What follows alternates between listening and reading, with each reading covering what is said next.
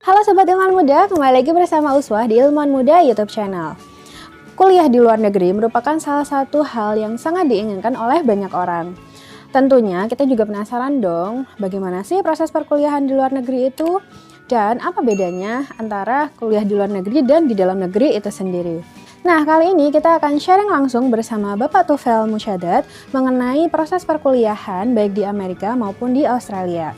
Penasaran kan ada cerita apa dan bagaimana sih prosesnya? Dan apakah ada perbedaan antara kuliah di luar negeri dan di dalam negeri itu sendiri? Langsung aja kita simak sharing session berikut ini.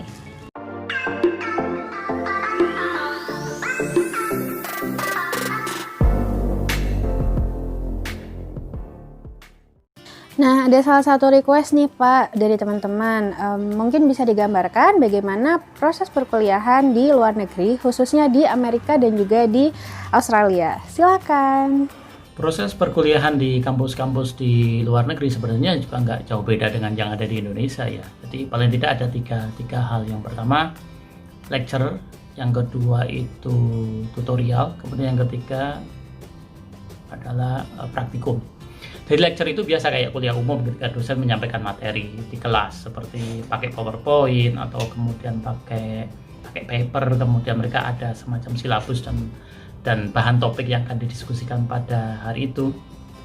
Lalu kemudian tutorial itu biasanya kegiatan perkuliahan juga yang dilakukan setelah lecture atau setelah perkuliahan. Jadi kalau misalkan perkuliahan itu 3 SKS kemudian punya waktu 3 jam, itu 1,5 jam pertama biasanya perkuliahan biasa. Jadi perkuliahan biasa, dosen menyampaikan materi kemudian diskusi. Lalu kemudian yang paruh kedua itu tutorial, lebih kepada praktis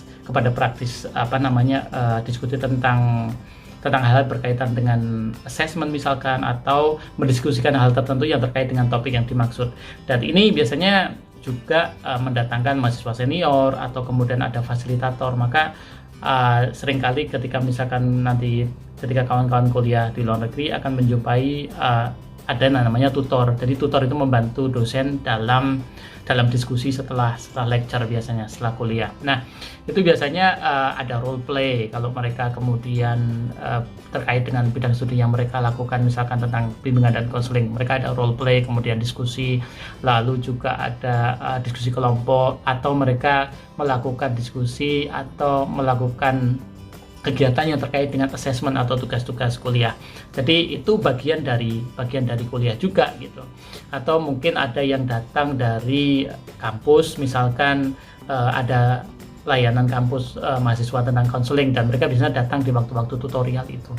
Nah, kemudian yang ketika praktikum itu tergantung dari masing-masing jurusan ya saya kira. Kalau yang berkaitan dengan biologi misalkan ya mereka praktik di lab. Yang berkaitan dengan ilmu-ilmu sosial, mereka mungkin ada kunjungan ke lembaga sosial dan lain sebagainya. Itu bagian dari kuliah. Saya kira itu nggak jauh beda ya dengan di Indonesia. Nah, kemudian tentang tugas-tugas itu, misalkan assessment itu biasanya itu ada 3 atau 4. Itu bisa terdiri dari essay misalkan 1.000 kata atau 2.000 kata.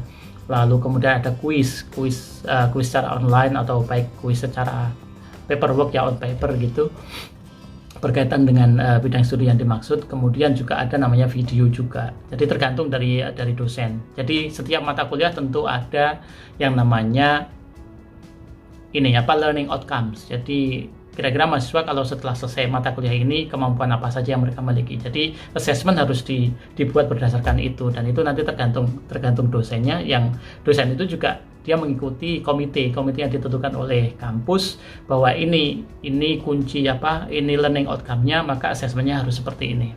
Kira-kira begitu. Dan pengalaman saya di sini itu tiap 2 minggu mahasiswa harus menyetor essay 500 kata pendek untuk mengulas topik yang dimaksud. Karena perkuliahan di sini kan 13 minggu.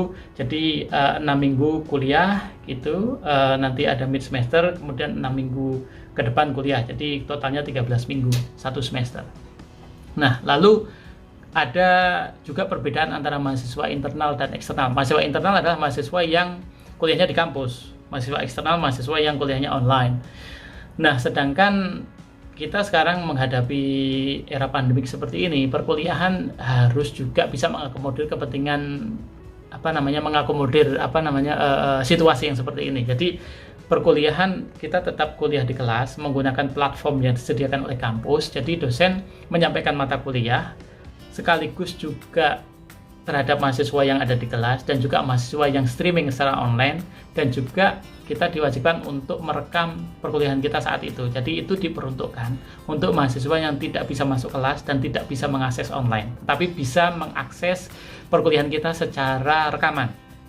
Nah, itu memberikan akses kepada siapapun yang sudah mendaftar di mata kuliah untuk bisa mengakses perkuliahan gitu, walaupun mereka tidak bisa secara langsung terlibat ya, memang ada kekurangannya gitu, tapi paling tidak itu memberikan peluang, kesempatan yang sama terhadap semua mahasiswa untuk bisa mengakses perkuliahan. Nah, kemudian biasanya juga ujian itu seperti di Indonesia dilakukan di akhir semester. Itu tergantung lagi pada asesmen itu, ada juga tidak mengharuskan ujian, tetapi harus mengumpulkan tugas di dalam rentang waktu tertentu, dan itu semua dijelaskan ketika pada perkuliahan hari pertama. Jadi sangat penting untuk mahasiswa untuk tidak absen di perkuliahan hari pertama, karena itu kesempatan kita sebagai mahasiswa untuk menanyakan segala sesuatunya kepada dosen, termasuk tentang bagaimana perkuliahan, bagaimana penilaian, bagaimana tugas-tugas, dan lain sebagainya. Berikutnya, bagaimana sih standar kelulusan dan juga penilaian di kampus-kampus tersebut? Bisa dijelaskan sedikit, Pak? Untuk standar penilaian dan standar kelulusan, masing-masing kampus memiliki policy yang berbeda-beda. Dan itu informasi yang sangat bisa diakses oleh mahasiswa ketika mereka akan mendaftar kampus yang dimaksud. Dan itu informasi yang sangat terbuka sekali dan tersedia di website di masing-masing kampus. Jadi kalau di sini penilaiannya bukan seperti IPK 1-4. Biasanya standarnya adalah mulai dari fail, pass uncredit, kemudian ada kredit, distinction, high distinction. Jadi pakai percentage, pakai persenan. Jadi misalkan dari 85% sampai 100 itu high distinction. Lalu kemudian yang di bawahnya itu distinction sampai 70, kemudian di bawahnya itu kredit dan segala macam. Ini kredit berkaitan dengan penilaian, bukan kredit berkaitan dengan kredit mata uang ya, atau keuangan. Nah, itu IPK itu 0 sampai 7. Jadi itu ada sistemnya sendiri. Jadi kalau di Amerika memang mirip kayak di Indonesia, IP 1-4 ya, 0-4. Jadi ada IP 3,5 itu bagus, IP 3 lumayan bagus. Kalau di Australia biasanya ya udah IPK-nya 6,5, 6,5 gitu, itu bagus. Jadi ada persentasenya di situ, dan itu masing-masing assessment atau masing-masing tugas itu ada bobotnya masing-masing. Misalkan ada satu mata kuliah yang punya 3 assessment. Jadi masing-masing assessment ada bobotnya. Jadi assessment yang pertama misalkan 30%. Kemudian assessment yang kedua 40%, assessment yang ketiga 30%.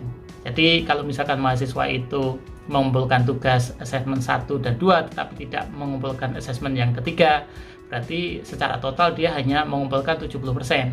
Nah, nanti tinggal dikalkulasi 70%, kalau nilainya bagus, high distinction semua, bisa jadi nanti nilai akhirnya menjadi agak turun distinction karena dia 0 di assessment yang ketiga.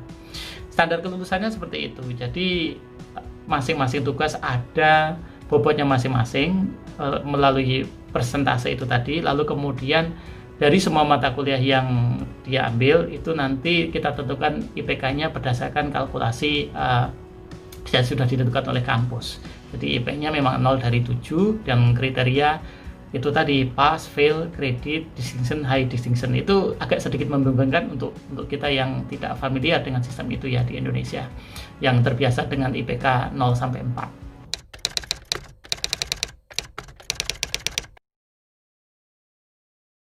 Lalu bagaimana caranya kita memilih kampus yang bagus kualitasnya, yang sesuai dengan jurusan kita? Tentunya banyak sekali riset yang harus kita lakukan ya sebelum kita menentukan ke kampus mana kita akan belajar. Ada banyak hal yang menjadi bahan pertimbangan. Yang pertama adalah tentang jurusan atau program studi yang ditawarkan. Jadi sebelum kita menentukan kampus mana kita akan belajar, kita harus tahu dulu kira-kira kampus itu menawarkan nggak jurusan yang akan kita pelajari di sana. Jadi pertama kali kita harus buat list dulu, kira-kira kampus mana aja yang menawarkan jurusan yang kita minati. Dibuatlah list 1, 2, 3, 4, kira-kira 10 lah dari negara yang kita tuju, entah itu Australia, Amerika, Inggris, atau dimanapun. Lalu kemudian setelah kita tahu bahwa jurusan itu ada di situ, kita harus mengetahui kira-kira persyaratan yang dibutuhkan. Nah, terus terang kalau persyaratan yang dibutuhkan itu macam-macam. Jadi kalau kita belajar ke negara yang berbahasa Inggris sebagai bahasa pengantar pendidikan, tentu salah satu syaratnya adalah kemampuan berbahasa, entah itu TOEFL atau IELTS. Kemudian ada persyaratan tambahan lain, misalkan ada GRE, Graduate Record Examination, atau yang lain seperti GMAT atau Graduate Management Admission Test, seperti orang yang mau mengambil jurusan MBA, Master of Business Administration. Nah, ini syaratnya juga macam-macam. Ini syaratnya macam-macam dan masing-masing kampus berbeda-beda, bahkan masing-masing jurusan beda-beda. Jadi kalau yang di Australia yang saya tahu untuk jurusan kedokteran, jurusan keperawatan, jurusan hukum itu mereka mensyaratkan nilai bahasa Inggris atau IELTS itu paling tidak 7 atau 7,5. Sedangkan untuk jurusan lain bisa saja 6,5 bahkan 6 itu bisa masuk. Jadi kawan-kawan harus riset dulu kira-kira untuk jurusan yang dimaksud itu persyaratannya apa saja, termasuk persyaratan bahasa Inggris. Lalu kemudian yang selanjutnya adalah tentang ranking. Ranking di universitas ini juga penting. Kenapa? Karena ranking ini juga membantu memberikan gambaran tentang kualitas universitas yang dimaksud. Jadi ranking universitas juga memberikan pengaruh prospek kerja selepas kawan-kawan nanti lulus gitu. Dan untuk mengecek itu banyak sekali website di luar sana yang sangat reputable ya untuk mengecek ranking masing-masing universitas, seperti Times Higher Education Rankings atau QS World University Ranking dan yang lainnya. Nah, situs-situs itu memberikan kita informasi seputar ranking berbagai universitas yang ada di dunia serta ranking berdasarkan jurusan yang kita minati. Nah, kemudian yang selanjutnya yang perlu jadi bahan pertimbangan juga tentang metode atau kurikulum pengajaran yang ditawarkan. Jadi metode atau kurikulum pengajaran ini juga perlu dipertimbangkan karena di Eropa Barat misalnya mengedepankan kemandirian mahasiswa. Di sana teman-teman akan dituntut belajar secara independen dan kita harus proaktif bertanya atau mencari sendiri materi kuliah yang kita butuhkan. Di Amerika Serikat kita dituntut untuk banyak membaca dan belajar materi kuliah yang telah disediakan oleh dosen. Bahkan kita harus mengakses materi-materi kuliah jauh sebelum semester dimulai. Nah, sementara di universitas di Australia, metode belajar yang digunakan menggabungkan metode Eropa Barat dan Amerika. Sedangkan di Jepang, profesor adalah sumber ilmu, sehingga kawan-kawan harus siap-siap belajar dari beliau. Jadi ini berbagai macam metode pengajaran yang juga masuk dalam pertimbangan sebelum menentukan kira-kira kampus mana yang akan kita tuju. Lalu kemudian pertimbangan selanjutnya adalah prospek karir, apalagi untuk teman-teman yang belajar untuk menunjang karir atau mencari pekerjaan setelah nanti lulus gitu ya. Nah, ini juga penting karena memang prospek karir ke depan juga patut diperhatikan karena saat memilih universitas umumnya mereka memiliki statistik mengenai tingkat kesuksesan ya, tingkat kesuksesan alumni dalam mendapatkan pekerjaan. Dan selain ini juga kita harus tahu pihak universitas bisa membantu nggak kira-kira nanti ketika kita udah selesai gitu ya, selesai studi. Untuk S1 biasanya ada yang namanya career center, jadi ada namanya kantor yang khusus membantu mahasiswa ketika mereka mau lulus untuk istilahnya employment readiness gitu ya, program mereka ada. Lalu program-program yang ditawarkan seperti misalkan bagaimana cara menulis CV, bagaimana cara menghadapi interview dan lain sebagainya. Lalu hal yang lain yang mungkin jadi pertimbangan dalam memilih adalah tentang lokasi. Lokasi ini juga jangan dianggap remeh karena ini juga akan menentukan kenyamanan kita juga ya ketika nanti kita belajar. Dan ini juga akan mempengaruhi gaya hidup dan bahkan kepribadian kita. Dan tinggal di luar negeri kita harus siap beradaptasi, bersikap fleksibel dengan lingkungan dan benar-benar berbeda dengan di Indonesia. Dan sebaiknya kita juga mencari lingkungan yang sesuai dengan karakter kita. Jadi kita bisa mencari tahu seperti apa kondisi lingkungan setempat, cuaca, apakah banyak orang Indonesia ada di situ, bagaimana kemudian fitur-fitur yang lain lah. Jadi sebelum memutuskan itu misalkan tentang musim ya, itu juga penting. Nah, kemudian selanjutnya yang perlu dipertimbangkan adalah juga tentang fasilitas yang tersedia dan kualitas dosen. Nah, jangan sampai sudah jauh-jauh ke luar negeri kita mendapatkan kampus yang fasilitasnya mungkin tidak lebih baik dari Indonesia. Jadi kita harus juga memperhatikan kelengkapan fasilitas terutama perpustakaan, kemudian laboratorium. Kalau teman-teman sekalian nanti belajar yang berkaitan dengan laboratorium, juga seperti fasilitas pendukung lainnya seperti layanan konseling mahasiswa, kemudian ada layanan kesehatan klinik, fasilitas olahraga dan lain sebagainya. Nah, kita juga bisa menilai kualitas dosen dari penelitian yang telah dilakukan, publikasi, pengalaman mengajar, dan berbagai aspek lainnya. Dan ini bisa didapatkan ketika kita mengunjungi website dari kampus yang dimaksud. Lalu kemudian yang tidak kalah penting adalah peluang beasiswa dan kerja paruh waktu. Ini menjadi faktor yang mungkin juga penting dipertimbangkan, karena peluang beasiswa itu akan sangat membantu kita dalam pembiayaan nanti kita kuliah. Banyak sekali kampus yang menawarkan beasiswa yang diperuntukkan untuk mahasiswa internasional, tidak hanya misalkan beasiswa tuition fee atau beasiswa semester, tapi juga beasiswa penelitian atau beasiswa publikasi. Lalu kemudian peluang bekerja paruh waktu. Ini tentu saja terkait dengan visa ya, karena masing-masing negara mempunyai perbedaan aturan tentang visa. Jadi kalau di Australia itu untuk teman-teman yang kuliahnya master, mereka hanya diperbolehkan kerja full time itu ketika mereka tidak dalam masa kuliah. Jadi ketika ketika waktu libur semester mereka bisa kerja full time atau ya nggak terbatas waktunya. Tapi kalau selama kuliah mereka hanya diperbolehkan untuk kerja 20 jam selama 1 minggu atau 40 jam selama 2 minggu. Ini terkait dengan persoalan visa. Nah, lalu kemudian yang selanjutnya adalah ketersediaan universitas memberikan sponsor untuk visa. Ini juga meskipun ini bukan hal yang utama, tetapi bahwa ini juga penting juga menjadi bahan pertimbangan, dan kita bisa mengecek melalui internet atau bahkan bisa bertanya langsung kepada kawan-kawan yang sudah kuliah di luar negeri. Kita bisa mengontak teman-teman dari Perhimpunan Pelajar Indonesia yang terletak di negara tujuan untuk mengecek apakah kemudian kampus juga bisa menyediakan sponsor untuk visa. Tapi kalau teman-teman sekalian kuliahnya itu karena beasiswa, kemungkinan besar ya sponsornya dari pihak beasiswa, pemberi beasiswa, biasanya begitu. Ada skema untuk membantu pengurusan visa. Lalu yang terakhir, yang ini pertimbangan yang justru untuk banyak kawan menjadi pertimbangan utama, yakni tentang tentang rating dan ulasan dari orang lain. Jadi hal ini penting. Jadi menjadi pertimbangan saat memilih kampus dengan melihat ulasan dari orang lain mengenai kampus tersebut atau mendengarkan pengalaman dari orang-orang yang sudah pernah belajar di kampus tersebut. Jadi ini bisa dilihat di Google, di Yahoo, atau di internet, di mana ini gampang banget. Atau di blog-blog, atau kemudian ketika teman-teman menghadiri salah satu pameran pendidikan, ini bisa memberikan informasi yang banyak. Itu paling tidak ada 10 hal itu yang bisa dipertimbangkan ketika kita memilih kampus yang akan kita tuju nanti ketika belajar di luar negeri.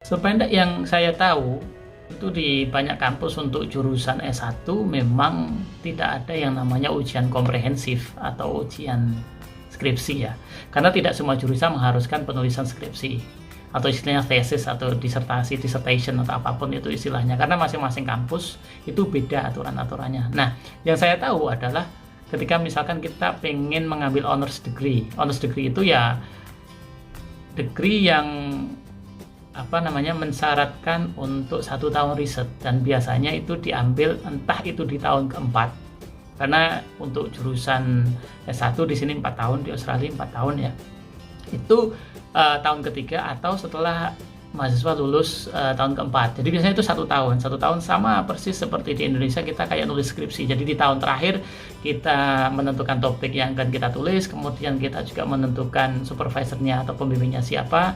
Nah, ini gunanya adalah untuk menunjukkan bahwa mahasiswa yang bersangkutan memiliki kualitas penelitian. Ini untuk membantu ketika kita nanti akan mendaftar ke program postgraduate atau program master atau PhD selanjutnya.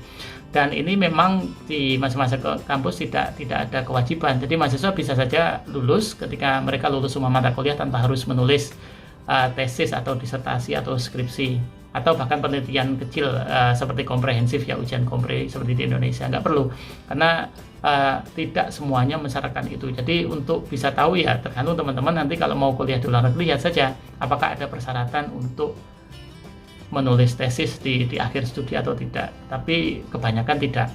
Itu tadi teman-teman sharing mengenai proses perkuliahan di luar negeri. Wah, jadi makin pengen kuliah di luar negeri dong ya. Kalau ada yang pengen ditanyain, kalian bisa nulis di kolom komen di bawah ini. Jangan lupa like, share, dan subscribe video ini. Dan sampai jumpa di video berikutnya. Salam dari kami, salam ilmuwan muda. Masa ngulang lagi dari sampai akhir? Sampai akhir dah? Oke. Oh, salah ya. Oke. Buat teman-teman yang ingin ditanyain, buat teman-teman yang pengen ditanyain, kalian bisa nulis di kolom komen di bawah ini. Jangan lupa like dan sampai jumpa di video berikutnya. Salam dari kami, salam ilmuwan muda.